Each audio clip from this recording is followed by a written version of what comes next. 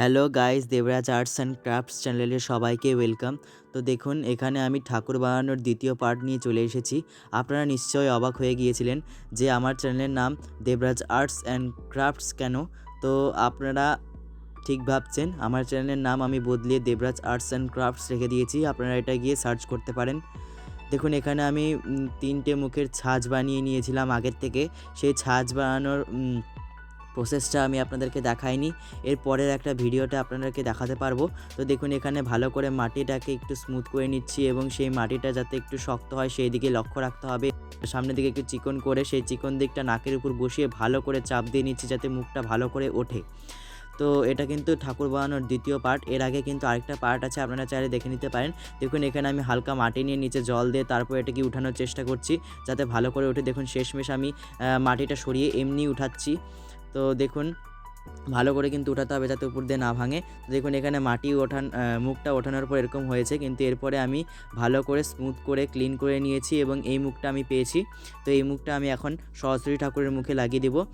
আমার চ্যানেলে কিন্তু এর আগেও মুখ বানানোর ভিডিও আছে, আপনারা চাইলে দেখে নিতে পারেন। তো দেখুন, এখানে আমি ভালো করে মুখটা ফিনিশিং করে নিয়েছি মাটি দিয়ে এবং জল দিয়ে। তো দেখুন, এখানে আমি এখন গলা বানাবো।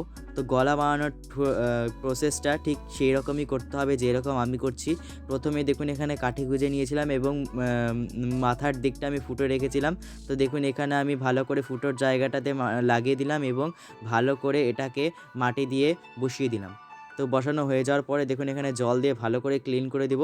তো দেখুন, এখানে গলা আমার রেডি।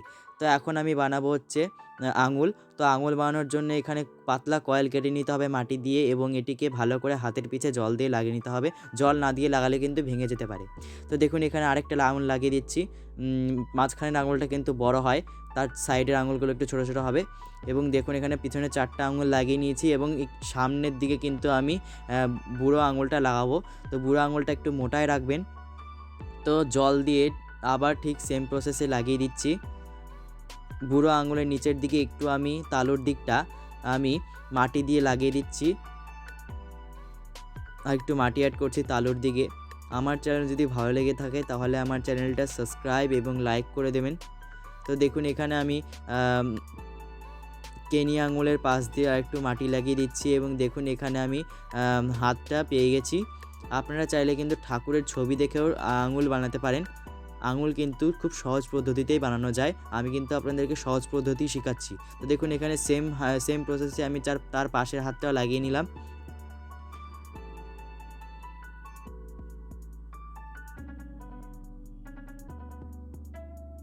তো দেখুন, এখানে মাথার উপরে আমি চূড়াটা বানাতে ভুলে গিয়েছিলাম, চূড়া লাগানোর জন্য সেই জায়গাটা আমি একটু উঁচু করে দিলাম মাটি দিয়ে।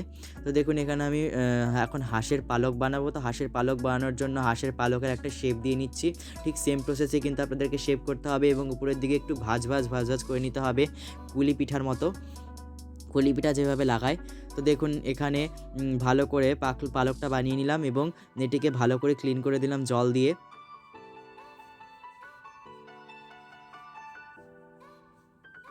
তো দেখুন, এখানে ভালো করে হাঁসের যে জায়গাটাতে আমি পালক লাগাবো সেই জায়গাটাতে একটু মাটি এবং জল দিয়ে লাগিয়ে দিলাম।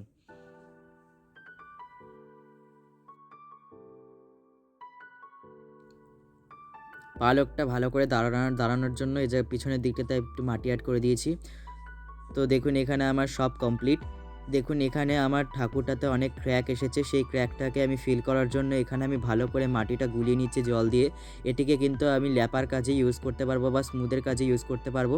তো দেখুন, এখানে আমি সেই ভিজানো মাটিটাকে বা জল দিয়ে গোলানো মাটিটাকে আমি ভালো করে ঠাকুরের গায়ের উপর লাগিয়ে দিচ্ছি কাপড় দিয়ে ঘষে এবং হাত দিয়ে ঘষে একটু একটু করে জল নেবেন এবং এটিকে একটু লাগাবেন, তাহলে দেখবেন ঠিক স্মুথ হয়ে যাবে।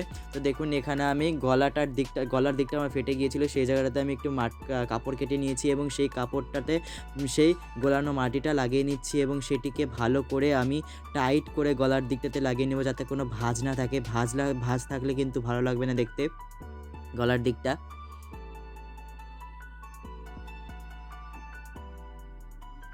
তো দেখুন, এখানে পিছনের দিকে ভালো করে আমি একটু হাত দিয়ে ক্লিন করে দিলাম এবং আমার ঠাকুর এখন বানানো কমপ্লিট।